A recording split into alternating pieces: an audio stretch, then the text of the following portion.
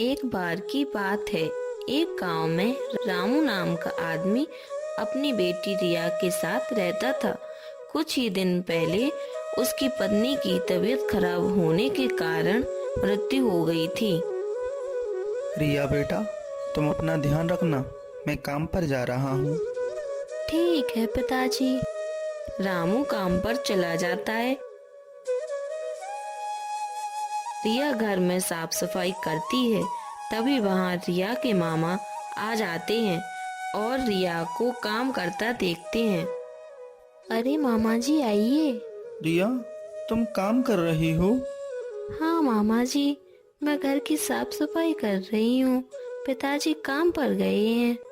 रिया, घर में खाना कौन बनाता है? मामा जी, घर में मैं ही खाना बनाती हूँ। फिर रामू घर आ जाता है।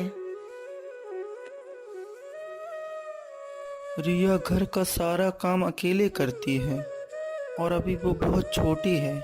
उसका ध्यान रखने के लिए तुम दूसरी शादी कर लो। उसकी दूसरी माँ आएगी, उसका ध्यान रखेगी। मोहन के कहने पर रामू ने अनीता नाम की लड़की से शादी कर ली, लेकिन वह बहुत चालाक थी। रिया बेटा, मैं काम पर जा रहा हूँ। बताओ तुम्हारे लिए क्या लेकर आऊँ? मेरे लिए मिठाई लेकर आना। ठीक है बेटा। रामू काम पर चला जाता है। रिया बेटा, कहाँ हो? देखो, मैं तुम्हारे लिए मिठाई लेकर आया हूँ। मिठाई लाए हो? लाओ मुझे दो। पर ये तो रिया के लिए है। अरे, तुम तो ऐसे बोल रहे हो जैसे मैं अकेले ही खा जाऊंगी। अनीता मिठाई लेकर चली जाती है और खाती है। रिया ये सब देखकर उदास हो जाती है और अपनी माँ को याद करती है। अगले दिन। अरे सुनती हो, मैं काम पर जा रहा हूँ। रिया का ध्यान रखना। हाँ हाँ, रखूंगी ध्यान तुम्हारी रिया का अच्छे से। रामू काम पर चला जाता है। माँ, मुझे भी दो ना मिठाई। घर की साफ सफाई कर, फिर खाना मिठाई। रिया घर में साफ सफाई करती है। माँ, अब दे दो मिठाई, बहुत भूख लगी है। वो तो मैंने खा ली, सूखी रोटी रखी है, वो खा ले। रिया उदास हो जाती है और घर छोड़कर जाने लगती है।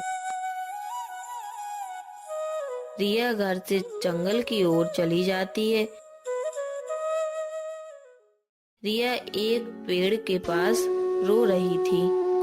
हे भगवान, आपने मेरे साथ ऐसा क्यों किया? पहले मेरी अच्छी वाली मम्मी को मुझसे दूर कर दिया, फिर दूसरी मम्मी मुझे ऐसी मिली जो मुझे प्यार नहीं करती, घर का सारा काम कराती हैं और मिठाई भी नहीं देती। तभी वहाँ एक साधु आ जाते हैं। अरे आप कौन हैं? तुम रो क्यों रही हो बेटा? मेरी माँ मुझे प्यार नहीं करती और मिठाई भी नहीं देती। ऐसी बात है तो बताओ, मैं तुम्हारे लिए क्या करूं? मैं तुम्हारी कोई दो इच्छाएं पूरी कर सकता हूं। मेरी पहली इच्छा है, मुझे बहुत सारी मिठाई चाहिए।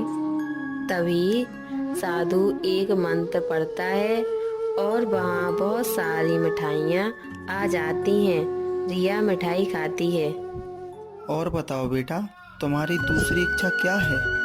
मैं चाहती हूँ कि मेरी माँ मुझसे प्यार करने लगे। साधु एक मंत्र पढ़ते हैं और रिया से कहते हैं, बेटा, अब तुम अपने घर जाओ, तुम्हारी माँ तुम्हें बहुत प्यार करने लगेगी। रिया अपने घर चली जाती है। रिया बेटा, तुम कहाँ चली गई थी? मैंने तुम्हारे लिए खाना बनाया है, चलो खाना खा लो। और ऐसे ही अनीता रिया को प्यार करने लगती है। और हाँ, जो साधु रिया को मिले थे वो कोई और नहीं, भगवान महादेव थे।